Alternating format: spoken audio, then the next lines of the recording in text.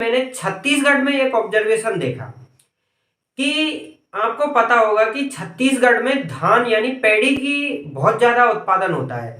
और वहाँ पे जो पहले की कांग्रेस गवर्नमेंट थी वो क्या करती थी कि एमएसपी से 600 या 700 रुपये पर क्विंटल उनको एक्स्ट्रा प्रदान करती थी। तो इसी को उन लोगों ने चुनावी मुद्दा बनाया और बीजेपी ने बोला कि हम जो ये सब्सिडी है इसको 600-700 से बढ़ा के सीधा 3100 रुपये कर देंगे। अब फिर उधर कांग्रेस कहाँ पीछे रहने वाली थी, उन्होंने बोला कांग्रेस वालों ने कि हम इसको 3100 की जगह आपको 3200 रुपये पर क्विंटल सब्सिडी प्रदान करेंगे धान के ऊपर। अब इन दोनों पॉलिटिकल पार्टियों की जो घोषणा की थी उनका इफेक्ट ये हुआ कि जो छत्तीसगढ़ का धान का जो प्रोडक्शन है वो ऑलरेडी 70 से 80% जो फसलों का प्रोडक्शन होता है वो धान का है, 70 से 80%। अब ये एक तरह से मैक्सिमम लिमिट तक पहुंच चुका है और अब किसान इसको हो सकता है और भी बढ़ाने की कोशिश करें।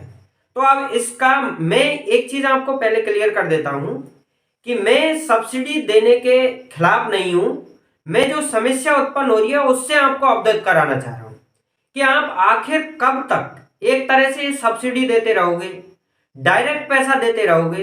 एक इसका कोई अल्टरनेटिव आपको ढूंढना पड़ेगा ना।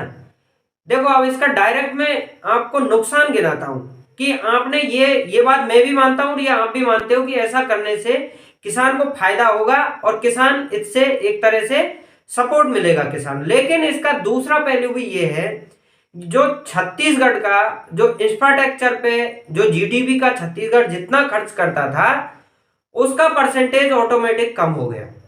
क्योंकि जो सपोज आपके पास 100 रुपये है और 100 रुपये में से जब आप 40 रुपये किसानों को ट्रांसफर कर दिए तो बाकी बचे आपके पास 60 रुपये। वो 60 रुपये ही आप विकास कार्यों में लगा पाओगे।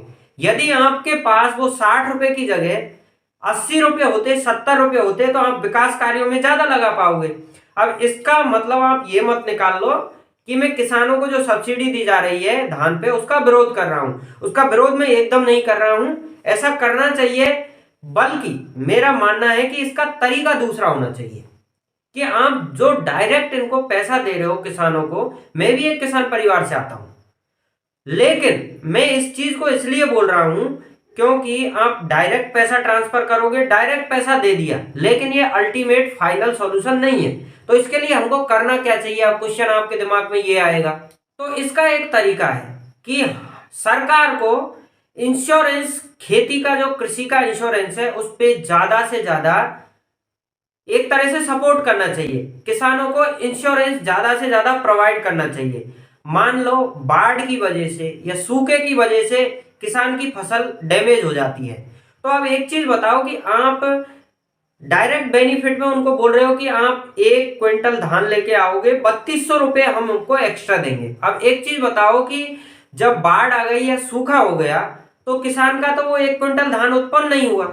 अब उत्पन्न नहीं हुआ तो किसान को तो जो घर से खर्चा लगाया, कीटनाशक दिया, बीज दिया, जो मेहनत की, वो सब बर्बाद हो गई।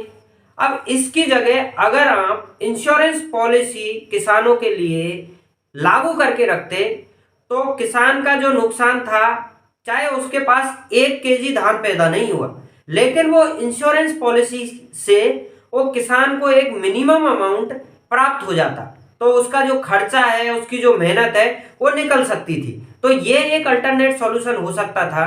और मेरा मानना है कि किसानों को जो कृषि उपकरण यूज कर रहे हैं उनको फ्री में प्रोवाइड करना चाहिए। अब आप बोलोगे कि आप यहाँ फ्री वर्ड क्यों यूज कर रहे हो, तो इसको मैं इसलिए यूज कर रहा हूं कि अगर सपोज आप लें किसी किसान को 10,000 या 12,000 रुपए का ट्रैक्टर का हल प्रदान किया, तो वो हल किसान के पास लगभग 10 से 15 साल तक रहेगा और उसको वो कृषि कार्यों में यूज करेगा, जिससे कि आपको जो पैसा एक बार देना था वो पैसा लगभग 10 से 15 साल तक यूजफुल रहेगा और उससे किसान को सपोर्ट मिलेगी।